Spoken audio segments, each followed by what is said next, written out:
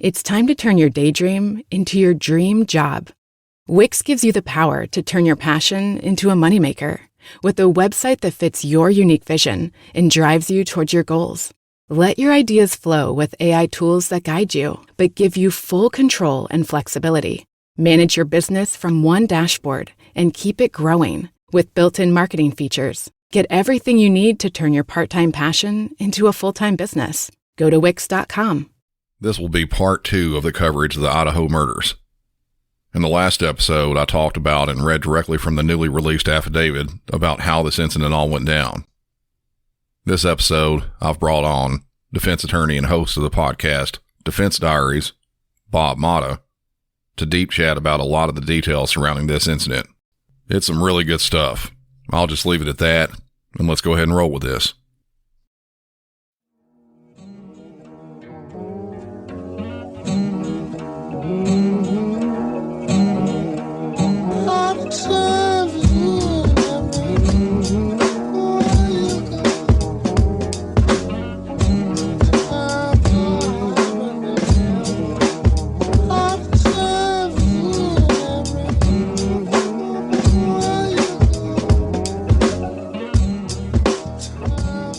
All right, so for this segment, I'm joined with Bob Motta from Defense Diaries, and we're going to discuss a little bit about this case we have, the Idaho murders. Bob, if you'd like to introduce yourself. Hey, thanks, Brandon, man. I'm really excited to be doing like this has been a long time coming. In terms of you and I doing something like this, we've been talking about it for a long time. I think this is a perfect case for us to kind of dip our toes into the water together. So I'm really looking forward to it. I am Bob Motta. I am the host of a little podcast called Defense Diaries. We are a serialized podcast. We are currently in the second season. The first season was about John Wayne Gacy. Second season is about a guy named Dr. Anthony Garcia, who I represented a few years back, and it was a pretty insane case. So we're 2 seasons in. We also have a side pod that we call The Docket, where we cover current cases and breaking news type cases. So, yeah, I'm excited to be here, man. I'm excited to do this with you. Yeah, that's really good. And I'll tell you, I've listened to your episode on your little side project, I guess it is, The Docket, on this case. And, just the info, it's a lot of the same stuff I've kind of gone over here because of the affidavit. Right. It's really, really good stuff. Yeah, thanks, man. Yeah, kind of my move, because I am an attorney. I always say I'm a recovering criminal defense attorney turned podcaster. I try to bring that to the table, in terms of kind of my knowledge base. Much like you have the ability to be able to look from the inside looking out as being a dispatcher for 911, you've got like that inside dope that people that don't do that don't have. You know what I mean? So it's like we both bring something to the table that people, if they're not doing what we've done or what you're doing professionally, they're just not going to be able to have the ability to be able to look and analyze things the way that we can. So as far as like the law angle, I try to bring that to the table, but I try not to be, overly erudite and boring. And, I try to make it interesting. I try to make it so that lay people that are listening that love true crime content, and may not necessarily understand everything that they're hearing or have questions, because a lot of the content that they get has gaping holes, especially when we start getting to the trial phases of these cases. That's kind of like when you look at like any kind of content, like especially like Discovery ID stuff and all that stuff, they always kind of just glaze over the trial. It's like they cram it in like the last 5 minutes. And frankly, that's the most interesting part, that's like kind of where the culmination of the case really happens, and that's where you get your end result. But because of the technical side of like getting lay people to understand exactly what goes on in a trial, I think that's why they decide to always kind of just, throw it in there as a little bit of an afterthought. So I'm trying to change that game. I definitely do it in my pod. And my listeners are pretty receptive to it. People are, pardon me, everybody, I do have a cold, so I'm a little bit more nasal than I already am. And I'm already a pretty nasal guy, but, so you guys will have to suffer through. But, Brandon said he'll be able to magically get rid of all that shit. So we'll see if that actually works. Yeah, there's a pill in my recording software that takes care of all that. I love that. That's beautiful. So yeah, man, that's kind of like what we try to do. But, both of us have that kind of thing going on when we're bringing something to the table that I don't think that there's a lot of people in the industry, especially in true crime, are able to do. So that's why I love your show so much. And speaking of which, why don't you tell my listeners a little bit about yourself and about your amazing podcast, Music City 911? Yeah, I'm Brandon Hall, and I've been a 911 dispatcher in Nashville for the past 22 years, and it's actually closing in on 23 now in the next couple months. Just from that, I've dealt with just about anything you can think of on 911, people's worst days or sometimes my best days at work. It's kind of sucks that way, but I mean, that's the way it is. The basis of the show, I just kind of wanted to start out by highlighting dispatchers and what we do. And it's kind of rolled into what it's doing now, where I'm doing a bit of a combination of education and entertainment. And it works very well. A lot of people like it. I've enjoyed doing it, and I want to keep on doing it too. I originally started out with a coworker of mine. I worked with him for about 20 years before he retired, and he was a dispatcher for 40 years. And, once we started doing the podcast and the amount of time involved, he was already retired. He just wanted to remain retired. I know that's an extra few hours. And actually, I say a few hours, that's just on the recording end of it. That can turn into a lot of time. And that's, he just wanted to remain retired. So from there, I just took it over myself and molded it into what it is today. And I've enjoyed doing it. It's amazing, dude. And we have very similar formats. Both of us are in a profession that I'd say probably a majority of true crime listeners are not in. I'm a lawyer and you're a dispatcher, and we just, we get those experiences that you can only get if you're doing the damn thing. It's like we're a boots in the ground thing. And, it was the same concept with me. I'm going to go and try to educate, but try to make it entertaining at the same time, So, I do have to say that I think that we're both pretty good at it. So I'm a big fan of your show, man. I really love it. There was one thing I was going to ask you. Do you have to do FOIA requests to get your tapes in terms of getting the recordings, or do you just have access because you're a dispatcher? Well, if I'm asking for directly from an agency, yeah, I have to go through just like anybody else, because I'm doing it for the show, not for me. So for the show, I'm considered just like you considered media. So right. You have to go through and do one of their media releases, and just kind of like normal anybody else would have to do. But most of the time, the audio that I pick up for, as far as like, I'll do a little combination of 911 calls and sometimes like police body worn camera, things like that. I'll look for stuff that's already released and kind of go from there. It makes the episode a lot easier. And because of the amount of 911 calls that are out there, it's in America, 240 million people calling. Well, actually 240 million 911 calls are placed every year. So oh my God, there's always stuff out there. Oh my God. Yeah. That's like the needle in the haystack thing you got going on there, man. Especially if, obviously with high profile cases, those are easy to, figure out, but then the challenge becomes getting them to release it. Sometimes they don't. Like with Garcia, I had the 911 tapes originally, but there were two sets of murders. The first set of murders happened back in 2008, and they had given us the discovery on audio tape as opposed to on CD or electronically. And dude, like when I went to go play the tape, it was crapped out. So I actually did a FOIA under somebody else's name, because I knew if they knew it was me requesting it, they never would send it to me, because they hated us out there like massively. So I did it under Darren's name, and they still said no. Like they refused to give the 911 on the Garcia, on the first set of murders from 2008 over to us. So it can be challenging to get those sometimes. So yeah, man, that's incredible. And I love the way that you intertwine it. It's like, it's such a, like an ingenious way to do it. So I'm a huge fan of your show, and I'm excited to do this with you, man. So yeah, same thing with your show. Yeah. Actually, since we're kind of on that subject, that was one of the things I was going to bring up. One of the big things that people have been talking about is the 911 call that was placed on this one, which we don't have. It has not been released yet.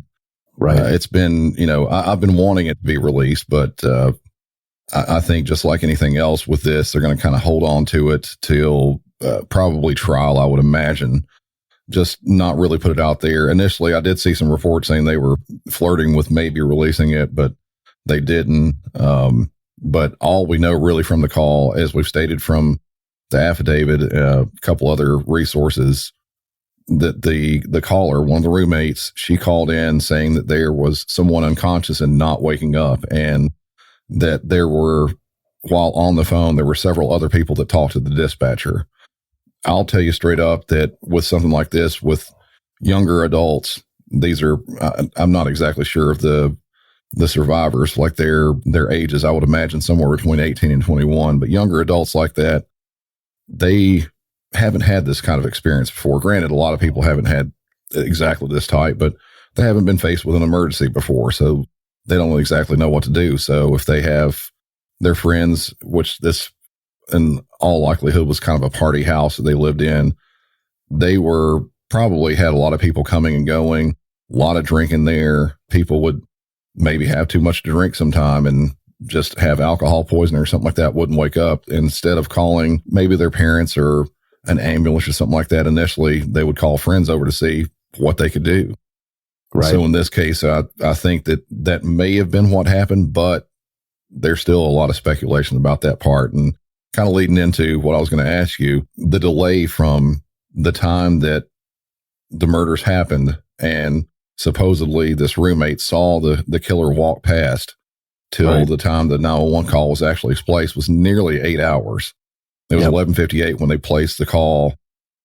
That's a big gap, and there can be a huge gap. Yeah, there can be a number of reasons. Again, speculation on authorities, and then other news outlets that it can be anywhere from some sort of a trauma response to alcohol. Like this person was likely drinking too, and could have just passed out afterwards, and really maybe not have known what happened in the first place, because there was not, as far as we know, there wasn't any type of commotion. There wasn't any type of yelling or screaming. It just kind of happened, and there were only talks of very light talking.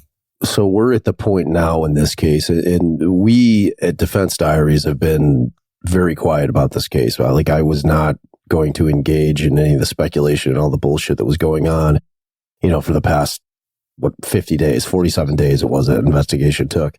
And like the amount of misinformation that was out there on the internet was just like stunning, man. It's like on the episode that we did on the docket, I kind of go on I'd say about an 8-minute rant, cautioning people that do what we do in our business, but just people in general. It's like what was going on with the speculation and, people just, social media is powerful. I mean, when they use terms like influencer, it tells you all you need to know in terms of how it affects people when they're watching and consuming this stuff. And just the way that they were just accusing people of being the murderers based on nothing was like shocking to me. It was, I just couldn't believe that it was going on. It was like incredibly upsetting to me. And, to the extent where I felt like I had to say something that was going to be out there. And I'm pushing that episode really hard because it's an important message. That first 10 minutes, because I go through and I read the entire PC affidavit, and it's like from beginning to end. In the episode, I try to do it in my fashion where I make it interesting and it's not like a real dry read. Try to kind of turn it into a story, which I think I accomplished. But man, yeah, like talking about the point that you were hitting initially with the 911 call, it leads me right into the kind of that PC affidavit. So when we got that, and I start reading the statements of DM, who was one of the surviving roommates, and she's the one who saw, the killer when he was walking out. And, there's just so much with that when you think about, because that was all I could do, was try to fill that 8-hour gap. Like what happened? Because we knew that people were over there. Like you said, there was, I think, a couple of the Sig Chi dudes came over at like around 9:15 in the morning. Okay. Yeah. So there's still 2 hours of them contaminating the crime scene, and you and I both know, that became my only concern, is that we have a crime scene where there's DNA potentially all over the place. And we have these kids that are running rampant out there. The part that doesn't make any sense to me is that we've got we know that DM was on the second floor. Like, we had always been told that her bedroom was on the first floor. So I was a little bit shocked when I was reading through the affidavit and it said that she was on the second floor, that that's where her bedroom was. So I don't know if that was intentionally let out there or if that, again, was just speculation from people saying that she was on the first floor, because everyone was like, well, why didn't they get killed? And then I think that people just started assuming that they were on a different floor. I've had cases, like I've handled cases where it was murders with knives. They're messy. They are bloody. There is a lot of blood. I don't know how anybody in that house that survived and anybody that may have come over after the fact could have potentially looked at somebody and thought that they were unconscious with the amount of blood that would have been in and around the body. Like it's implausible to me. None of that makes sense still to this day. Especially with, and that's one that kind of leads into another kind of point that I was going to say here. And I'll get to that here in just a second. But as far as I know from reading the affidavit, it sounds like each of the pair of victims, the two women that were killed and then the woman and her boyfriend, and I'm horrible with the names right now. So forgive me for that. Xana and Ethan are on the second floor. So they were the two that were on the second floor where DM was. Yeah. And then the other two were found in a bed together. So they were all, it wasn't like they were scattered out individually in different rooms. Exactly. They were all together. So, but that kind of leads into, again, the question of the possibility of a stabbing versus cutting as to one of the reasons there wasn't any type of commotions or screams. With something like this, granted, just like you said, there was talk about the victims having multiple stab wounds. I almost think that and granted, again, speculation, and I hate to be a part of that, but just it seems logical that this person, this suspect in this, he probably sliced their throats and then went to work on them after that. That way they couldn't scream. They couldn't make a lot of noise. I would imagine that to be the case, but again, can't really say. Right. I'm assuming that the person that they saw first is Xana. Okay. Because they find her body was on the floor. Okay. So that would have been the person that I imagine, because we know that the two girls, and we're talking about Kaylee and Maddie, who were up on the third floor, were in the bed, in a single bed together.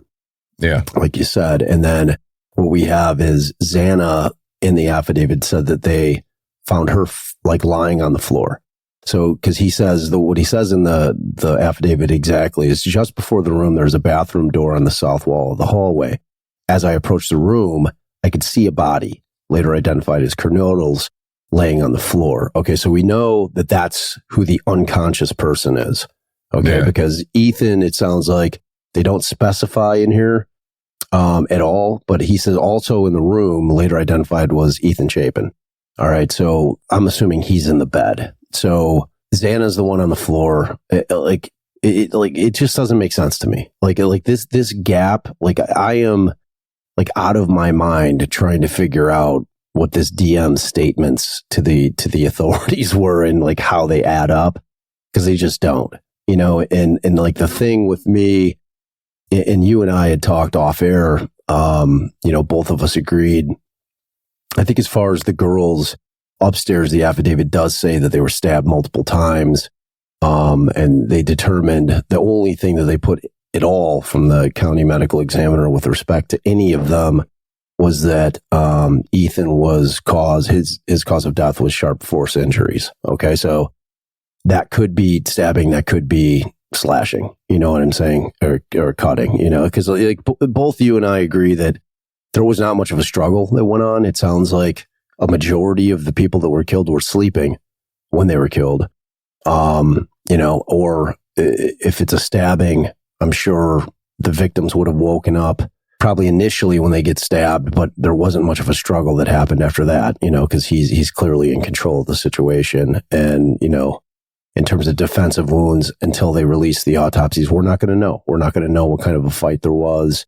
But one thing that we do know, and again, it all goes back to DM's statements and the things that she said she heard, and she didn't hear anything that would be indicative of people getting murdered. No bodies dropping to the floor. Because what's interesting is that they have that surveillance camera that was about 50 feet from the outside of the building that hears the whimper and the thud of the body. So that's from 50 feet outside of the building. We're talking about DM, who in her statements is saying, look, I heard what I thought was Kaylee playing with her dog Murphy up on the 3rd floor. That woke me up. It's time to turn your daydream into your dream job. Wix gives you the power to turn your passion into a moneymaker with a website that fits your unique vision and drives you towards your goals. Let your ideas flow with AI tools that guide you, but give you full control and flexibility. Manage your business from one dashboard and keep it growing with built-in marketing features. Get everything you need to turn your part-time passion into a full-time business. Go to Wix.com. And then I hear her say, there's someone in here. And then I hear Xana crying. And then I hear a male voice say, it's okay. I'm going to help you. You know what I mean? So like this woman's like hearing everything, so that tells us that, for her, and what is missing in the affidavit is any kind of indication that she heard that there were murders going on. Yeah. So like where it's brought my mind is there some kind of strange little cover up going on, either from DM's perspective as to why there's this 8-hour gap before 911 is called, or is it law enforcement? Because like what you have to worry about is the integrity of the crime scene, man. It's so crucial, and it's one of those things where we're not going to find out how much damage was done to that crime scene, frankly, until we get to trial. That gag order is shutting it all down. We are not going to be getting information until it goes to trial. I guarantee you. Yeah. And I'm hoping that happens sooner than later. But as you know, that could be a year or more. It's going to be 2 years, dude. You think so? Okay. Oh yeah. That's like, it's just the way that the process works, because it's essentially the way that it goes down is you have the prosecutors are going to be getting all of the information, all the discovery that they're going to get from law enforcement, which is from multiple agencies. Okay. So you have one requesting agency, which is Moscow. Okay. So they reached out to the Idaho State Police. They reached out to the feds. They reached out to Pullman, so you have Spokane, Washington. You have a lot of agencies involved with this. And basically what happens is that all of the information gets filtered into the requesting agency. So what happens when the FBI has a report, they're sending it to Moscow, and then Moscow puts it together in a package, and then they send it to the state. And then you got Idaho State Police. Same deal, man. Like all the parts of the investigation that they were conducting, they've got to wait till they get the reports. And you know how reports are. I always talk about it on my pod. They're not happening contemporaneous to the investigation. It's like they take notes on a little pad, like when they're out investigating or if they're talking to witnesses, they're writing things down on a little pad, and then they come back to the office at some point, sometimes weeks later, sometimes months later, and they prepare the reports, and the reports are ultimately what end up going to the attorneys. So, because whenever I get discovery on a case, it's always a police report. Like I'm not getting handwritten notes. I have to request those, and almost inevitably they tell me that they've destroyed them. They don't want us seeing that. They only want us seeing that the reports are that were prepared. So I don't know, man. It's going to take a while. That whole process just to get in discovery is going to take 6, 7, 8 months.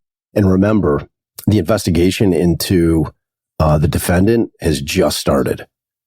Oh yeah, there's going to be a ton of FBI analysis. I mean, behavioral everything. Yeah, everything. Like now that they've arrested him and they have him incarcerated. They obviously were able to get the search warrants of his apartment, of the family house. They got the vehicle.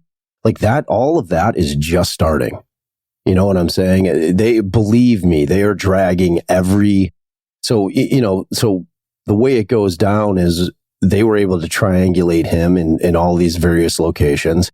They were onto him by the time that he's driving back from Washington to Pennsylvania with his father. They go way out of the way. Like they're in Loma, Colorado, which if you Google it, which I did, it's way out of the way. Okay. If you're driving from Idaho to Pennsülvania, you're heading way further south than you need to go to Colorado. Why did he go there? Why is he in like I think it was Clarkston, Idaho or Clarksville, one of the two. And, that happens right after the murders. So immediately you start thinking, okay, that's where he went to go dispose of the murder weapon.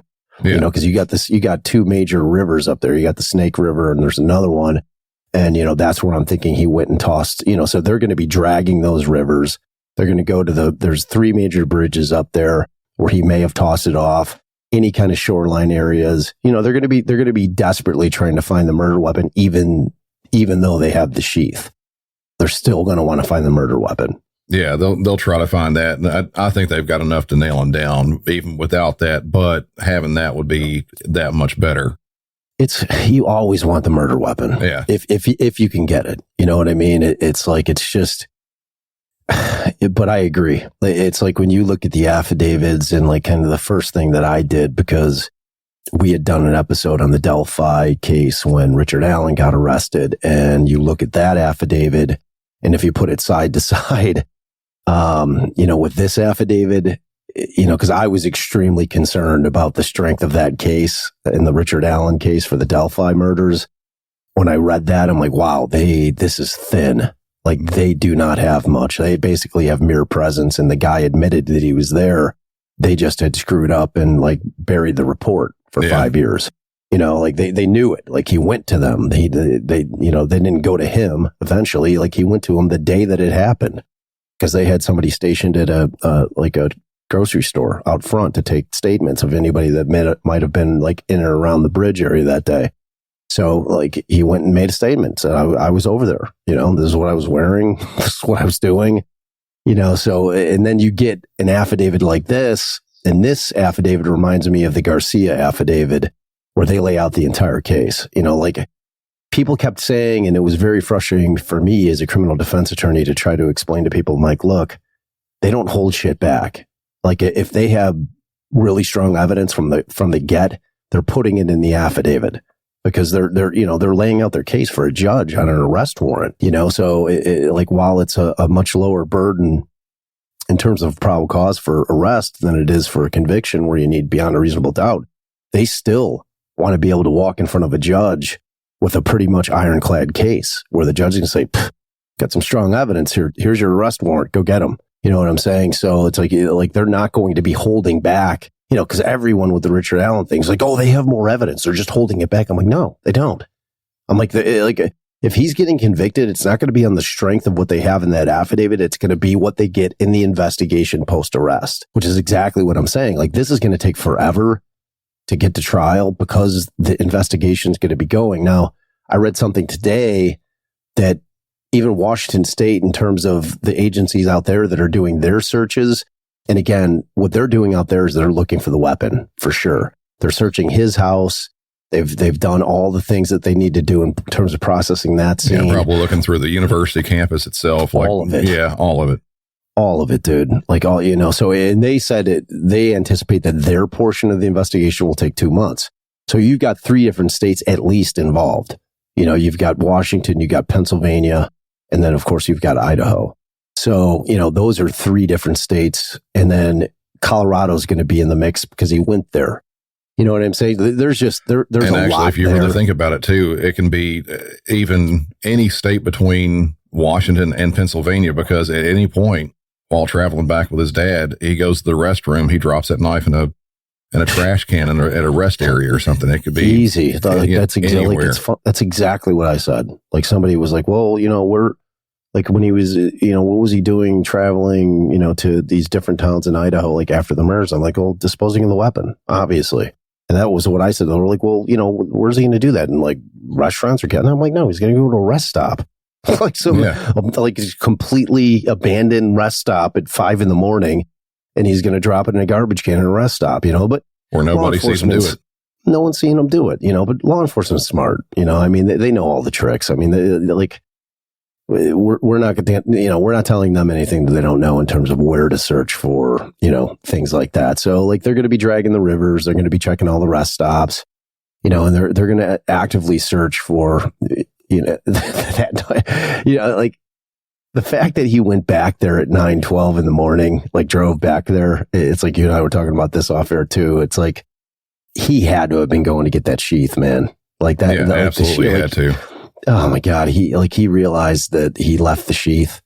Like, he's like, oh my God, the sheath, and he's probably hoping, he's like, well, I pretty much killed everybody in there, and maybe that other girl's still sleeping. You know what I'm saying? And like, so I'm going to see what's going on over there. And if possible, I'm going to sneak back in and grab that thing. Like, there's no doubt in my mind that that's why he went back there.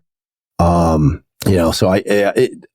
2 years is my guess, dude, on trial. That's how long it's going to take for this thing to get to trial. Because once discovery's all in, that's when all the pretrial motion work starts. And it's just a lengthy process. There's just a lot there. And, the motions are drafted, and then the responses are drafted, and then the thing is scheduled for hearings, and the hearings are always a couple of months apart, sometimes 3 months apart. And, like, to be honest with you, if this affidavit was not so strong, if I was his defense attorney, I would be doing a speedy trial demand, because that is the only way. So they can't piece everything together like they want to. Exactly. Yeah. Exactly. The more time they give the police, the more and that's what they did in Garcia. It's like, I always regret not having made a speedy trial demand, because they did so much investigation in the 2.5, 3 years that it took for that thing to get to trial. I'd say like 80% of their evidence came after he was arrested in the Garcia case. It was crazy. It was insane. So like if I'm thinking of a strategy, if I'm the defense, I'm thinking very, very hard about making a speedy trial demand, but they've got that big DNA issue. And, it's like they've got the mere presence in the area, which is huge circumstantial evidence. It's very damning. And it, because we know it's like what they did so beautifully in that affidavit was put the phone in the car, so they first established that it's his car. And they did that by saying, well, we saw him get out at the grocery store. We saw him park, and then we saw him in the grocery store, saw the white Elantra park in the parking lot, saw him walk into the grocery store, and then saw him shop in the grocery store, leave the grocery store, and go back to the white car. So they established it's his car, aside from just the registration stuff, so that he can't say that he wasn't driving his car that day.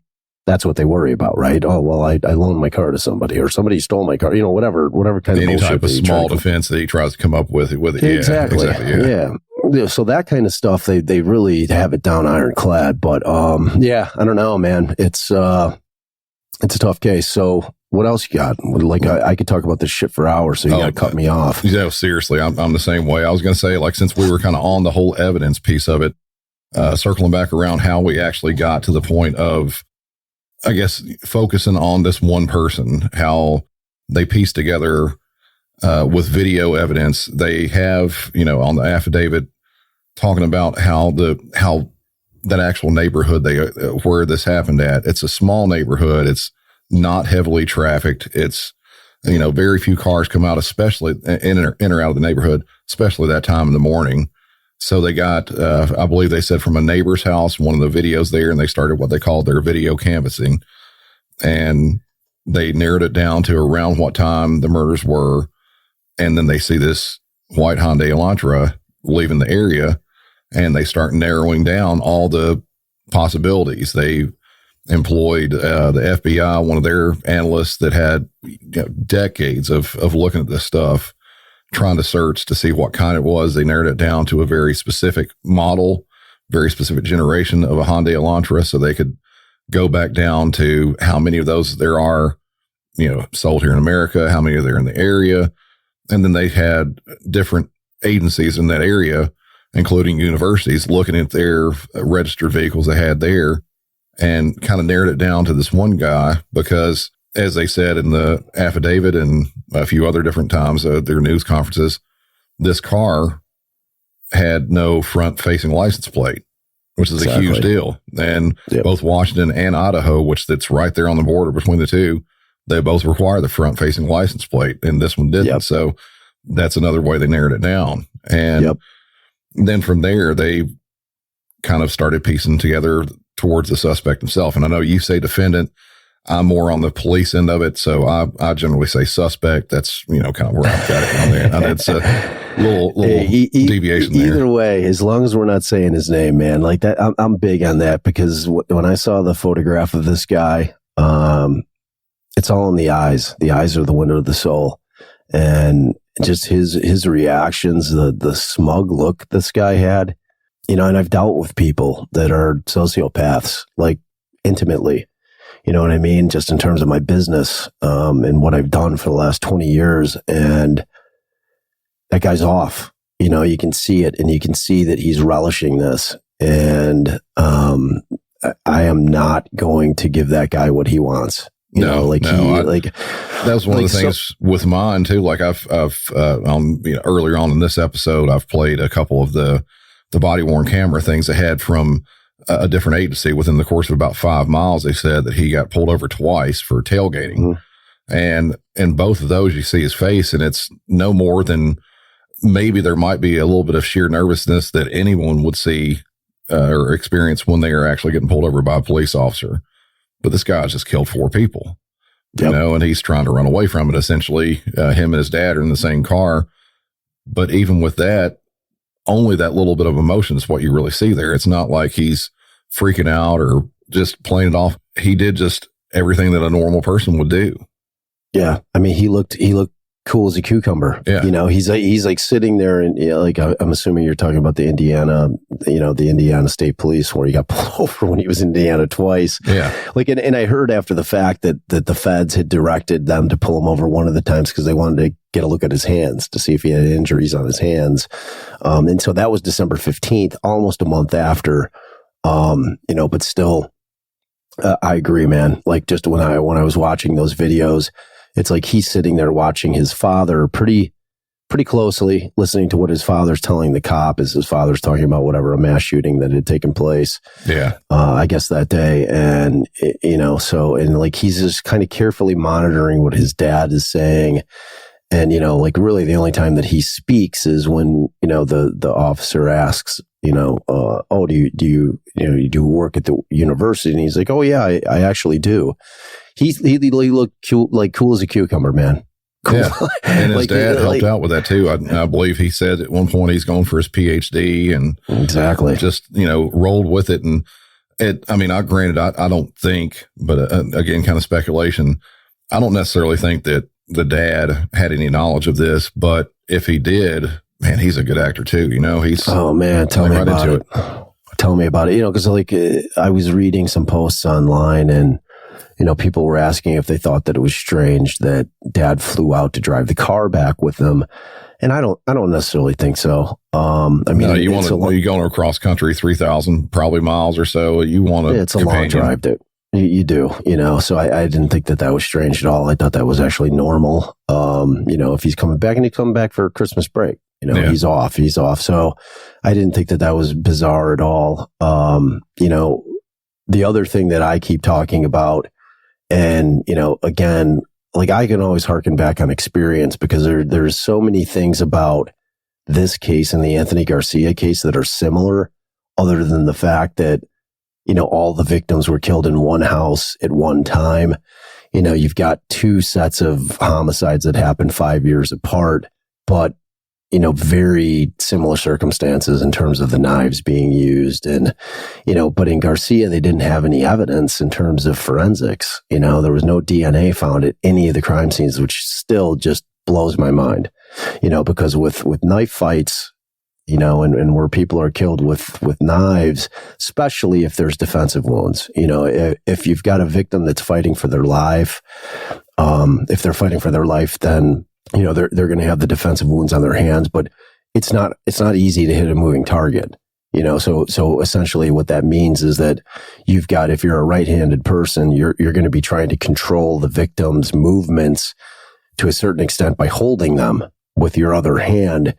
And you're wildly thrashing a knife, trying to kill somebody, more often than not, they clip themselves, with the very knife that they're killing the person with. So that's why there's often the killer's DNA when it's a gun, when it's a knife as opposed to a gun. Like you're going to get DNA far more often in knife killings than you will if there was a gun used in order to kill the victim. So, yeah, I don't know, man. It's like that DNA evidence is something. And I was going to say, I kind of talk about that for a second too. Not only for me anyway, the DNA evidence, that's obviously a really big thing they found on the button of the sheath.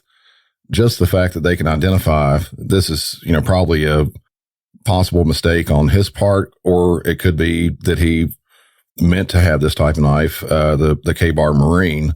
It's a very popular knife. It's probably one of the most popular and well-sold knives in the entire world. Yep. It's readily available almost anywhere. You can go on Amazon and find a dozen sellers that are selling it right now. They run about, $90 to $100 for this knife. It's sort of a mid-range knife. It's not one of these cheaply made knives that you find from overseas, whatever like that are shipped in. It's really well made. And just like you were saying, the sheath itself, a lot of people don't know this. The sheaths are they're made for this knife. They even say, the K-Bar Marine on the actual sheath itself. You can see this. So it's a very specific knife. And if they find this knife in any of these places that he had traveled to, it's even more of a slam dunk, I think, because you've got a matching knife to the sheath that's there. You'll probably have some DNA evidence on there too that matches, I would imagine. But in general, It's the same type of knife that came with the sheath. It would be one thing if it was a lot of, like I said, the Chinese companies, make knives, real cheap ones in mass. They'll use the same sheath on different knives sometimes. Right. So with this one, it's very specific. It's a leather sheath. It's got, the metal buttons on them. It's very specific. And, I think it's very significant to this, as far as the style that it is. It's a military style knife with partially serrated edge. I'm pretty sure it's a full tang knife, which means the metal from the blade actually runs back through the handle. So it makes it stronger. It's a good knife to have, for something like this. And as far as I know, I don't own one myself. I've thought about getting one before, but I think they come pretty sharp from the factory. So he may not have had to do anything. I'm sure he didn't have to do much sharpening with that. And the thing about that sheath, and correct me if I'm wrong, the entire point of that is, number one, to keep the blade, away from being able to injure people. But with that particular sheath, with the snap, it's supposed to be on your belt, correct? I mean, he was supposed to have looped that around his belt, and then that's what the snap is for. You snap the snap down, and it keeps it secure on your side. Seems like maybe it came off during the struggle. Maybe he didn't have it on his belt. Whatever the case may be. Yeah, it very could well be that he had the knife actually in a pocket, and then when he removed the knife from the sheath came with it and just fell on the floor or something like that. Or fell. Was it on the floor or the bed? I think it was on the bed, wasn't it? I think it was on the bed. Yeah. And the interesting thing about where they found the sheath is it was on the third floor. So it was in the room that Kaylee and Maddie were in. So I don't know if that helps us piece together kind of like who was killed first, because if he's wearing the sheath when he goes up there and it somehow becomes, dislodged from his body and it comes unclipped, if he was wearing it, if he's either way, to me, the fact that the sheath is up there indicates to me that that's who he killed first. Yeah, I would think so too. Because there's no other explanation of how the sheath would be up there. Because if he's going in and if like you said, if he just had it in his pocket, he goes in and he's killing, Xana and Ethan on the second floor first, and say he didn't have it, he wasn't wearing it on his belt, and he just pulls the knife out, then I theoretically, and he tries to stick it in his pocket, maybe he falls out of his pocket during the struggle, you'd have the sheath down there. So the fact that it's up there means that he had it pulled out of the sheath at that point. Either it fell off of his body or out of his pocket. He didn't realize it. And then he goes down, commits those two murders, and then he's out the door, because I think that the video has him back in his car by 4:20. Yeah, you know what I'm saying? Kind of on that same note, with the sheath anyway. And it could have been any number of reasons. He could have had it on his belt. It could have come off there. He could have had it in a pocket, but at the same time, he could have just been carrying it up there too, set it on the bed and forgot about it. And something I've made a note of on my show a number of times is that criminals have to be lucky and perfect every time. Police only have to do that one time. So that might have been his bad piece of luck there. And for just seriously forgetting. And just like you said earlier on, he went back likely for this sheath that he realized that he forgot. Yeah. This guy was no criminal mastermind. It's like everybody's talking about. He was getting a PhD in criminology. This guy left quite the bread trail of clues. It's not just the sheath. I mean, the sheath is like the most damning, piece of evidence because it's obviously got his DNA on it. And he has no reason to be there. He's got no reason to be there. And, but not only that, he brings his phone. Theoretically, he turns it off because he's off grid for the 20 minutes while the killings are taking place. Then he's back on grid. Yeah. It's like, get a burner. If you're a criminal mastermind, the first thing you do is you never bring your personal cell phone. You go buy a cell phone with cash that's a burner. And you buy, a cell phone card with minutes on it. Yeah. And that's what you're using for, you're not bringing your personal GPS locator device that we all have on our persons at all times. And kind of on that same note too, going on what he could have done differently. I think from my end anyway, think about it. I think that if he would have got a different car, and, the DNA, obviously, that's one of the big things. If he wouldn't have forgot the sheath there, but the car, that's what kind of led this whole thing down that path, is seeing that car leave at the time it did. And 100%. Then from there, they rolled into the whole cell phone and getting the historical data on his, the GPS on the cell phone, where it was at different times, and kind of narrowing it back to him. And actually, one of the ways that I mentioned on the episode, and I know you talked about it on yours, is that they actually acquired his phone number from a previous stop that happened, I believe it was back in August. And on the body worn camera there from that officer, they got his phone number from it. Yep. So it's, there's no question, man. I mean, the car for them expedited it. It's like they knew that they had the sheath, and they knew that they had the DNA profile that was on the button. So they knew they had the DNA. The problem with DNA is that if he's never been arrested, he's not in CODIS. And CODIS is the database, the DNA database that law enforcement uses. So, typically, anybody that has a felony arrest, they're in the database. Like the database is not what people think it is in terms of being just a voluminous amount of DNA profiles on there. It's actually relatively meager. It's growing exponentially, over the past few years, especially as DNA has become more prevalent in trying cases. And, especially with the advent of Ancestry and, 23andMe, and you got private companies that are doing it. And what law enforcement, their databases are much larger than CODIS. Because you have it. People are volunteering for it. Exactly. And people have the options of being able to make their DNA available to CODIS in terms of people that are wanting to be helpful. Because those the genealogical DNA stuff that's going on is amazing, which is basically how they got to the point where they could say that there was a match, because the DNA, which is kind of something that's a little befuddling to me, because they had the sheath, they figured out the car situation before December. They knew about the car, and they knew whose car it was in late November.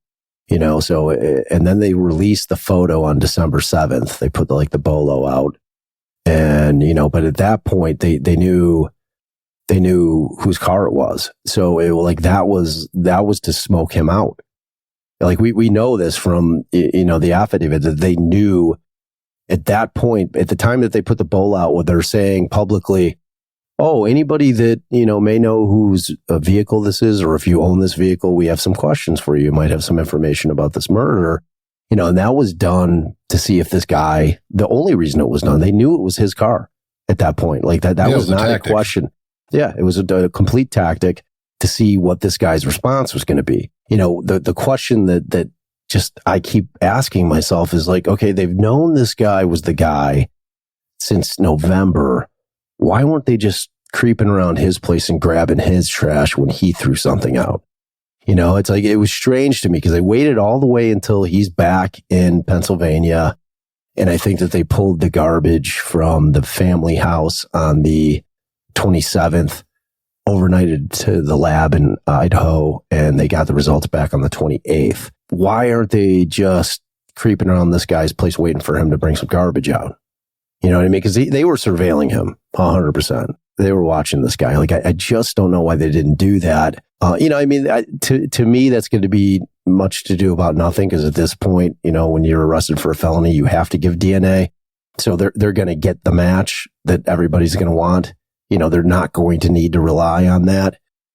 So in terms of like kind of shock value to see that they have the DNA, it was enough in terms of the affidavit to show that, we're able to make, a familial match.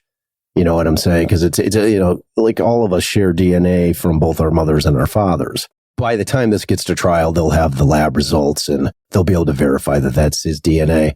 If I'm the defense attorney, I'm trying to say that it was somebody else and that, he had given him the sheath or somebody stole the sheath. They're going to come up with some bullshit, some kind of story. Yeah, they'll try all they want to, but at the same time, they're, by this point, though, they've probably collected, granted, they've collected his direct DNA, but they probably actually had that there, and they only listed the DNA from the father as in the affidavit. They didn't really have to.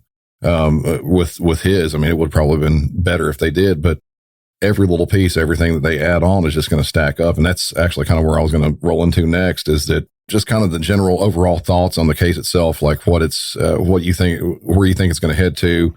And being that you've, obviously defense attorney, how would you handle this case if you were his attorney? Well, the first thing that I looked up the minute that I saw that he was arrested, and I saw the look in his eyes in some of the photographs that I was seeing of him, is I'm like, all right, I'm going, if I'm defense guy, I'm going mental defect. So I found out immediately that in 1982 that Idaho repealed the insanity defense. So that is not available to him. Oh, wow. Yeah, I'm sure people are going to be pretty excited about that. What they did, so they repealed it in 1982.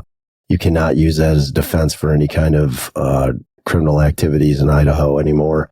What you can do is you can attack what they call the mens rea component of the crime, which is the mental aspect of the crime. And the way that the Idaho Supreme Court kind of explained that was, so say for instance, you've got somebody who murders somebody, but that the person that they murdered, they believed in their mind that they thought that they were killing a wolf. Okay, they didn't believe that they were killing a person. And then they gave another example that somebody killed somebody, but they knew that they were killing a person, but they believed that they had to kill the person in order to stop that person from becoming a wolf. So they use these two weird wolf hypotheticals. Yeah, that's kind of weird. It's weird, but it makes sense, because what they're trying to say is that the first case, you have the defense of attacking the mens rea. You can bring his mental state in because he didn't have the mens rea to kill a person, which is required in the statute. Okay, so when you're trying a case, you have to prove, the state has to prove beyond a reasonable doubt each and every element of a case or of the statute. So for murder, one of the elements that has to be proved is that the person was or that the victim was a person, a human.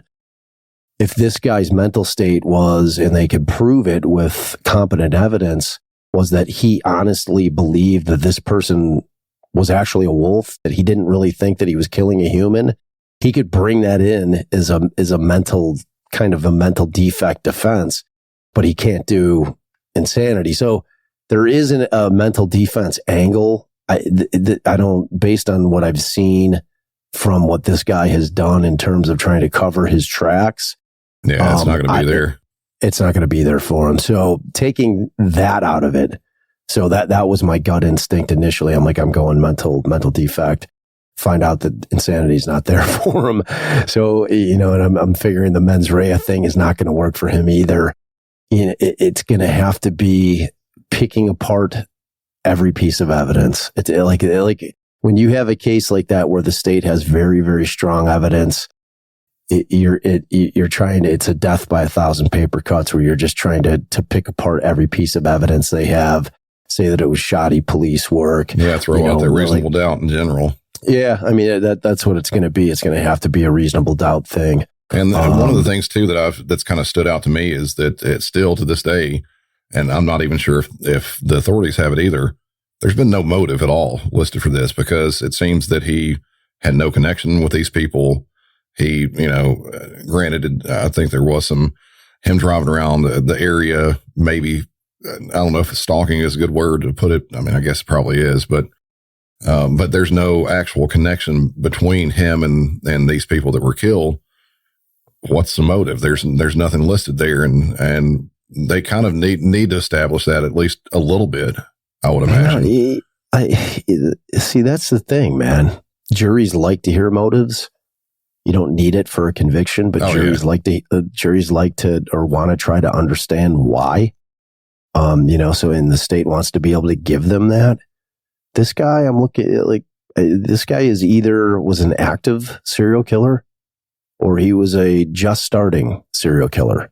Oh, I think that too. Yeah. Yeah. Serial killers don't have motives that aren't related to themselves. Like serial killers don't kill people, their victims, because there is a connection with them. They do the opposite. They kill people that they have zero connection with, because, that's how murder crimes get solved, is when you have connections, because that's what victimology is. They use concentric circles, starting with the people closest to the victim, and they work their way out in terms of trying to clear people, So what serial killers do is they pick people that have no connection to them whatsoever, because it makes it extremely difficult for law enforcement to try to figure out who did this. Yeah. So I don't think there's going to be a motive. To be honest with you, what I think this guy's motive is, and I've flat out said it, in various, online, and I think I may have said it on my episode. I can't remember, but, I think that his motive is he wanted to become infamous. He wanted the notoriety. He wanted to be known. I firmly believe that. I can just tell you now, this is like, I was huge on not speculating about anything relating to anybody else in terms of potential suspects. But when we get to the point where we've got a guy in custody, and I have law enforcement at a press conference asking the public for any information that they may have about this guy, I've run into this thing on the internet about this profile that was on Facebook. A guy named the profile's name was Papa Roger, who was in 2 or 3 Facebook groups online, actively trolling all of these Facebook groups that were about the Idaho murders. Like, the guy was an admin in one of the groups, this Papa Rogers, and these questions that he was posing were almost identical to the questionnaire that he had posted on Reddit, that he was allegedly. Have you heard about that thing? No, actually, I hadn't. No, I actually do. I recall somebody talking about a Reddit post, but I can't recall what it was. Yeah.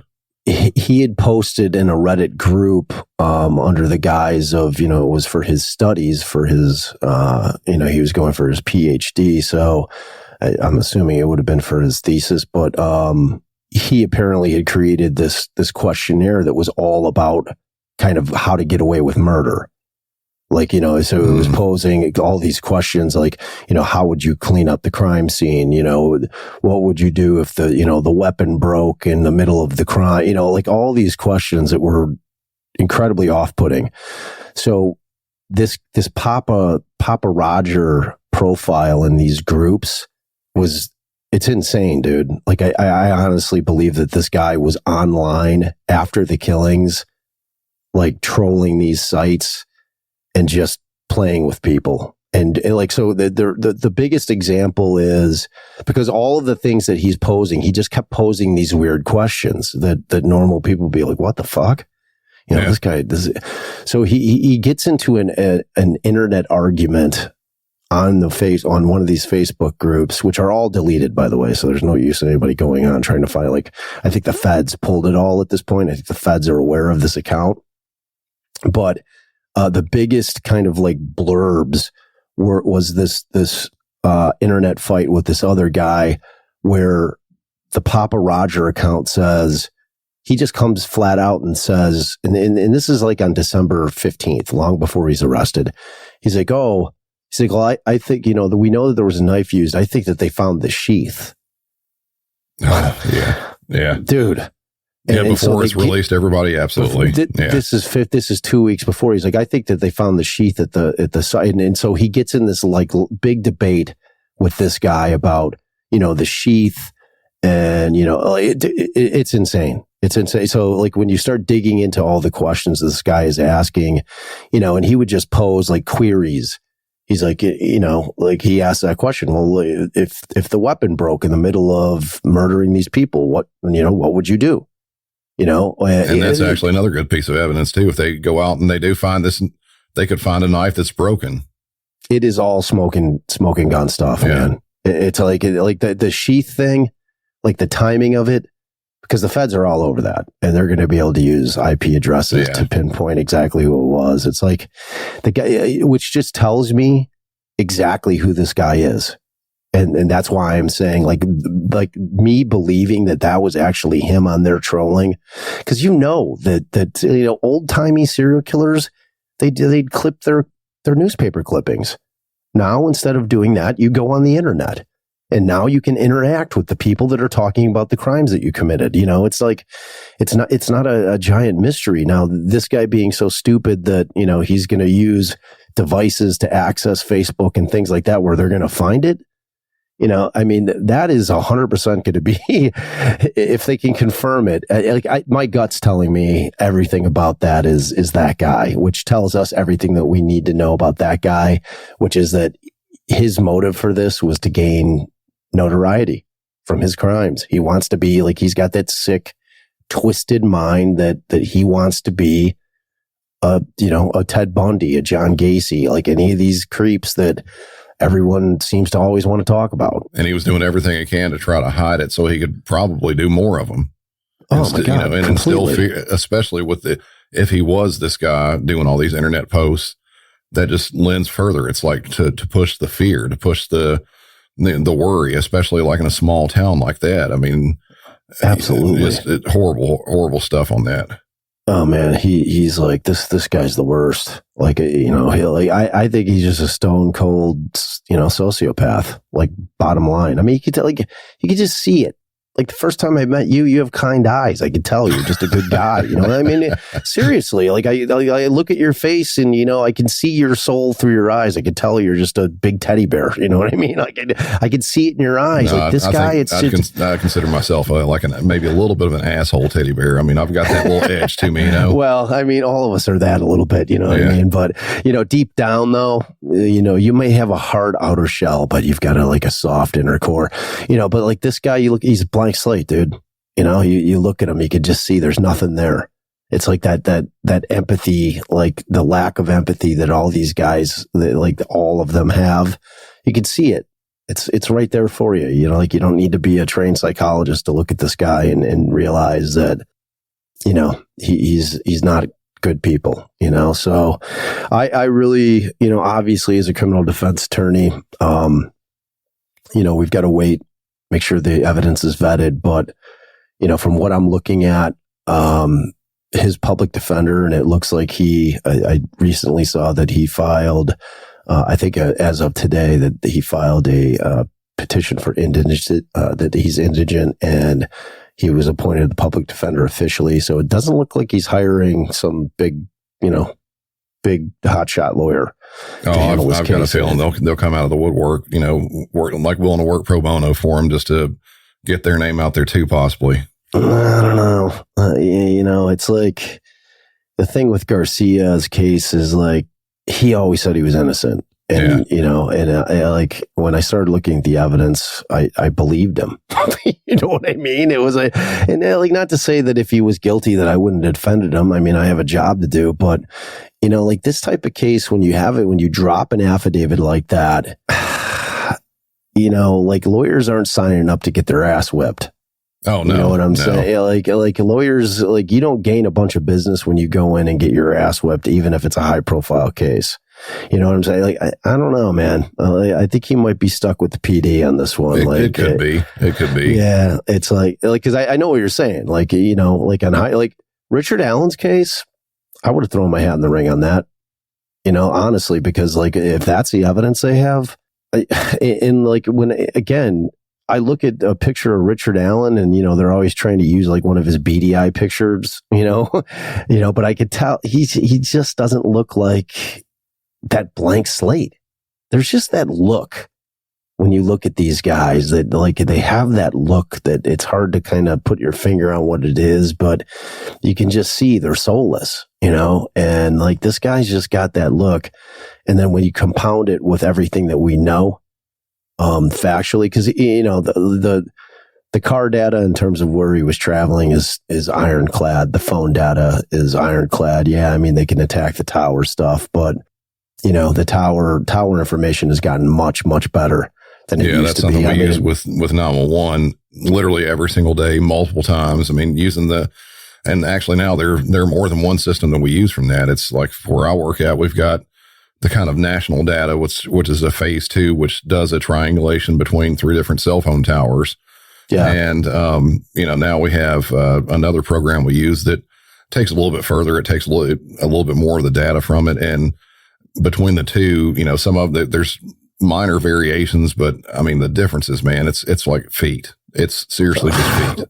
It is, dude. It's like night and day. Like back in Garcia's time, even in 16, like the triangulations was like a few miles.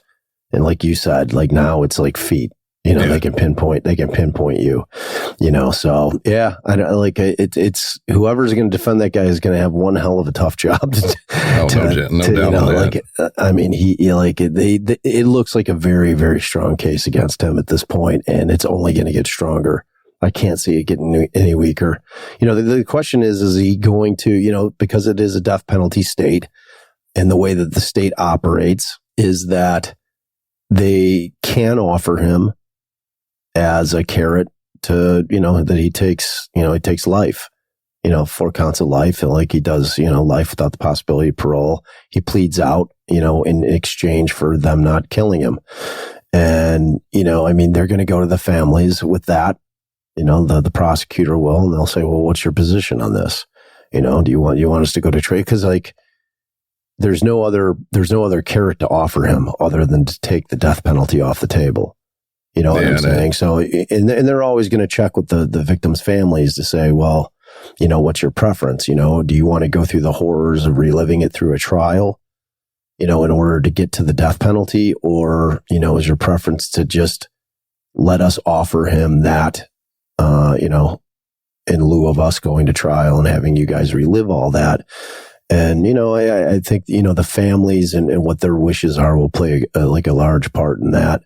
I mean, immediately the state said they're going for the death penalty on it, which you knew that they would say. So, but that doesn't mean that he won't plead out. And it's one of those things where I loved today. The judge just issued an order.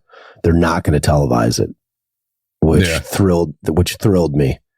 Because like that this guy wanted that thing to be televised. Like he just wants the notoriety. He wants the fame from it. He wants to be one of those guys. He wants to be a serial killer. He wants to be one of those, people that's mentioned with all the other creeps, like that's just his thing. I think that's how he gets his sexual gratification. It's like they said there was no sexual, gratification that was evident in terms of evidence. He didn't need to. Like his thrill was the kill, I mean, that was what gave him the pleasure, like I have no doubt about it. So, I mean, I guess we'll see how it plays out. I think we're going to have long stretches of silence on this case because that gag order is pretty heavy duty. Yeah. That's something. And granted, just like you were saying, it's better for something like this, for him not to get the satisfaction from it, from having the huge notoriety. He's already got it. It's all over the news to a degree, right. But it's very small pieces.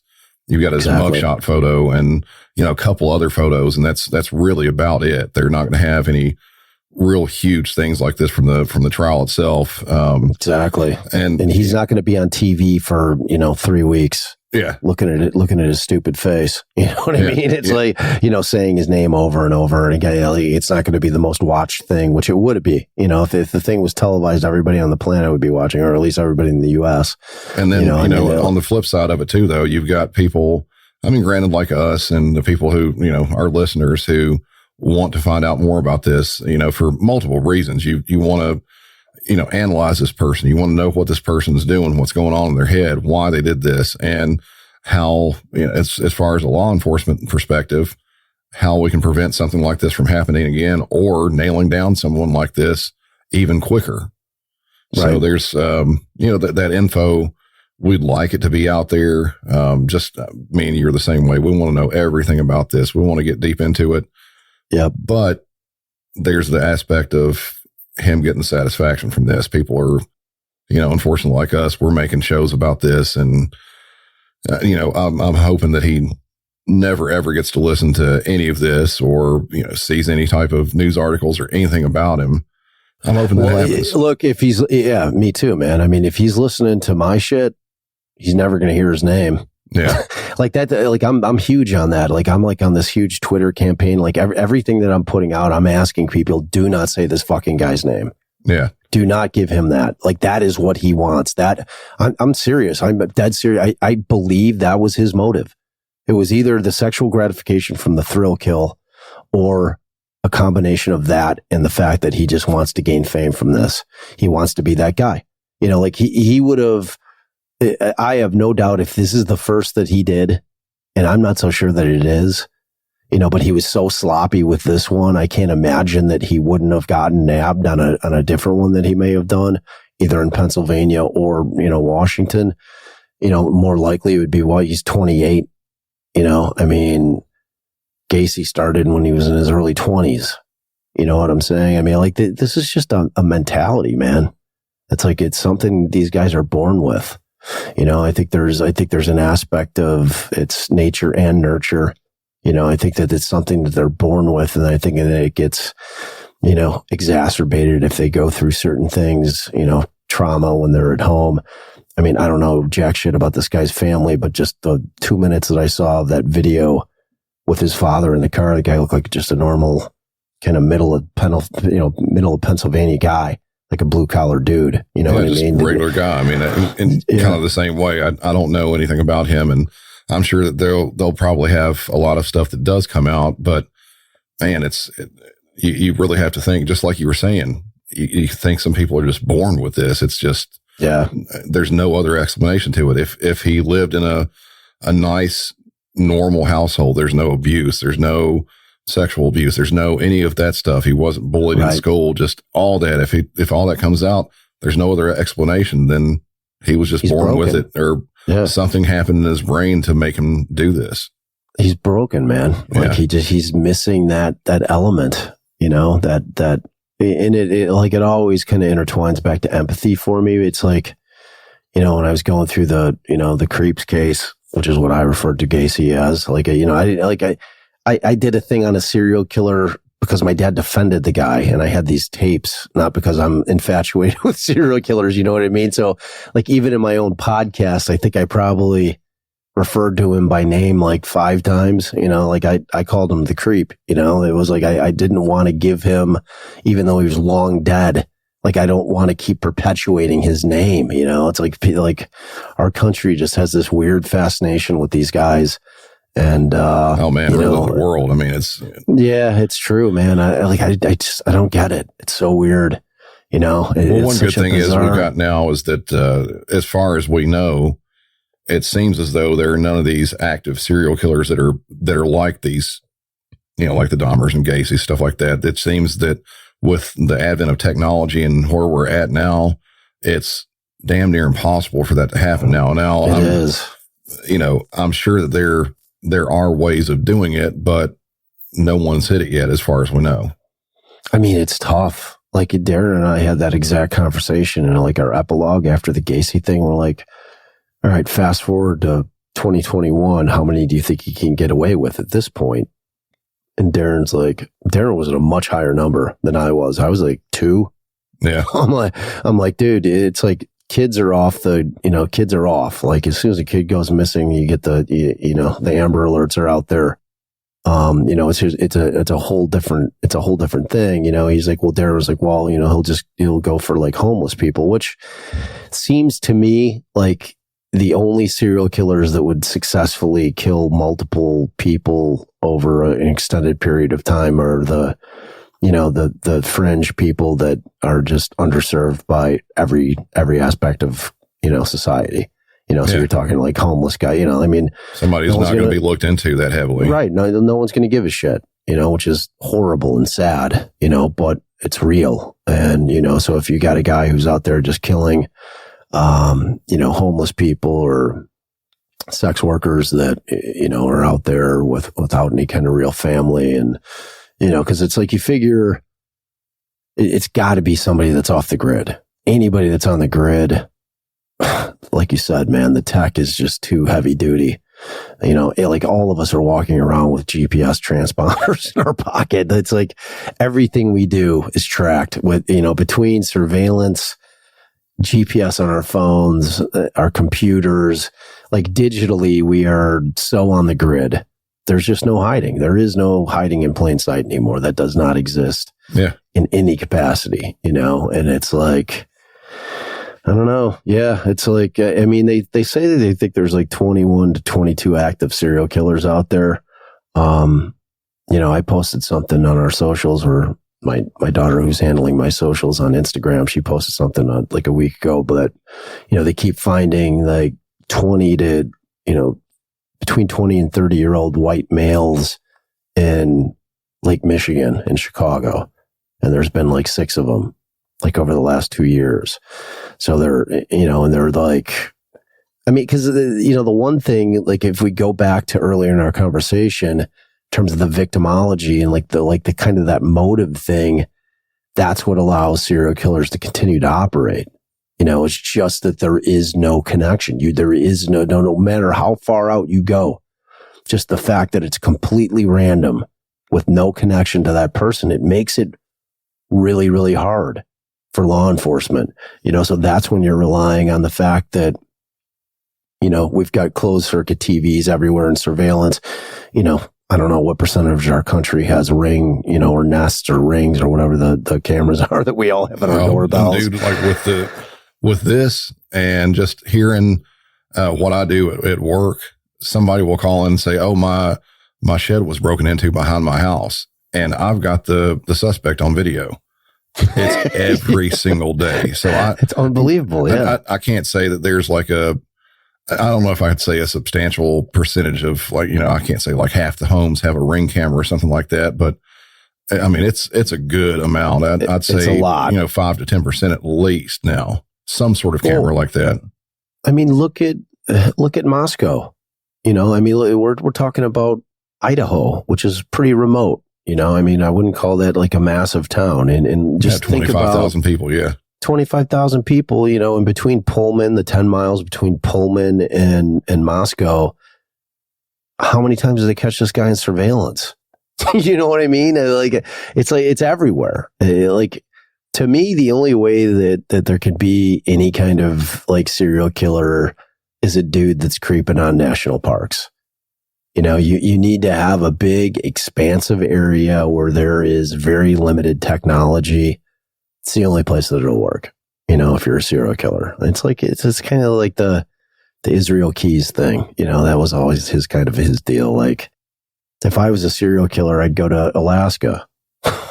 It's like the last of the wild frontier out there. You just have huge swaths of land that are, like wilderness. You do that, but at the same time, you would have to have that kind of wilderness survival type aspect too, because you go up there and the state itself will kill you. That shit's real. Yeah. Right. As much as you might want, like have the, there was a movie that, and it actually came from a book, and the name escapes me right now. It's about a guy who had this lifelong notion that he was going to go to Alaska and just live off the land. And, he had very little knowledge of the state, survival skills, anything like that. And he went up there, against everyone's advice, and he died. I mean, that's just the way it is. Unless you really know how to live in those places like that, you can't survive. I mean, the cold will get you, an animal will get you. You'll be walking and sprain an ankle and you're 10 miles away from the nearest phone at all. You're gone. You're done. You are done.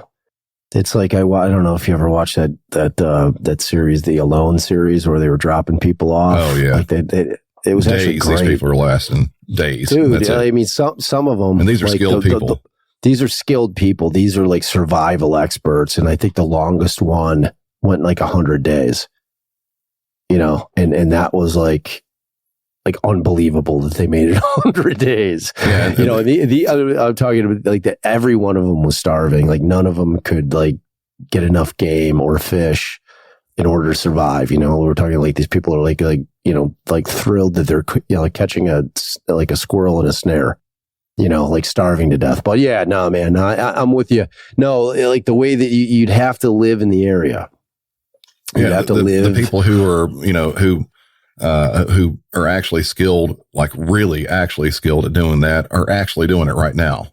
You know, they're out there. I mean, there are people that have been, you know, out in the woods of Alaska, Canada, you know, different far reaches of, you know, Montana, places like that. They've been out in the middle of nowhere for decades and they know how to do it. They're not coming back on the grid to do anything except for they might roll down to a grocery store once a year or, you know, go someplace to get gas for their snowmobile or something. I mean, it's rare that they would ever pop themselves out back into public.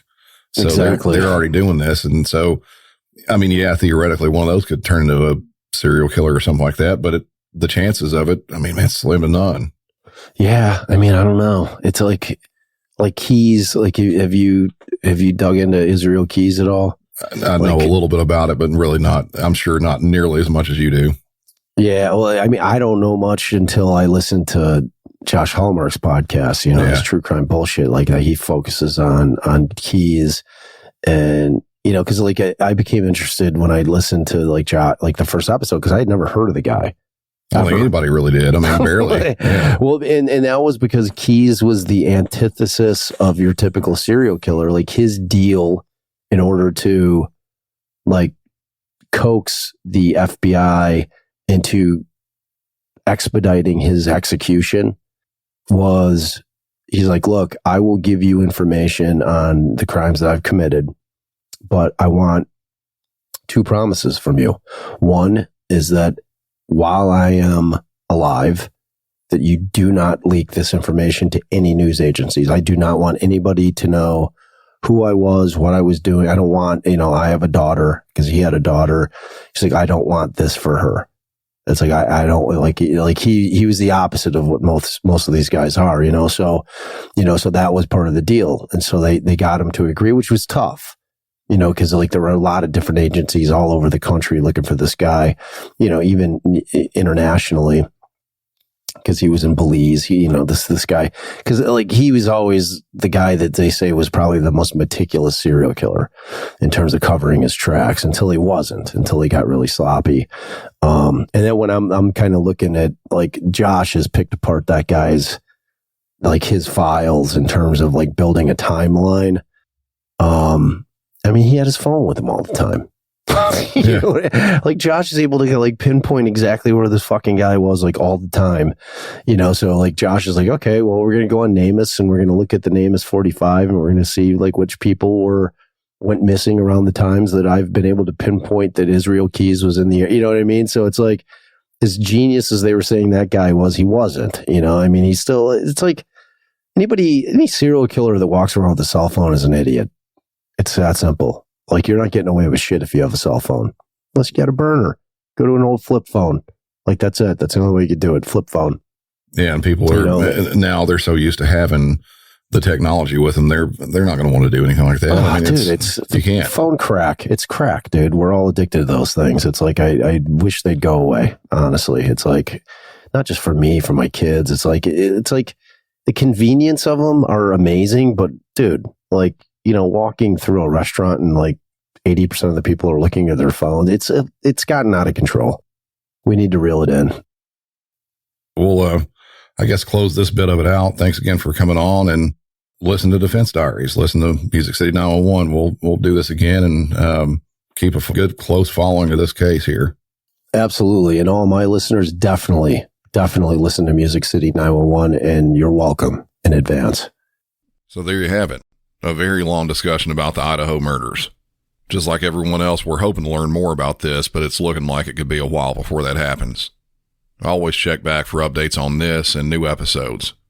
And if you're wanting even more from this, I've uploaded an extended cut of this onto Patreon, which is about 25 minutes worth of extra chat, a lot of which is what we call in the South just bullshitting. Us chatting about a bunch of nonsense and conspiracies and such, not related to the case, but definitely entertaining. If you want to hear that and more, be sure to head over to patreon.com/MusicCity911 for that and ad-free episodes. All right, guys. We'll see y'all. See you later.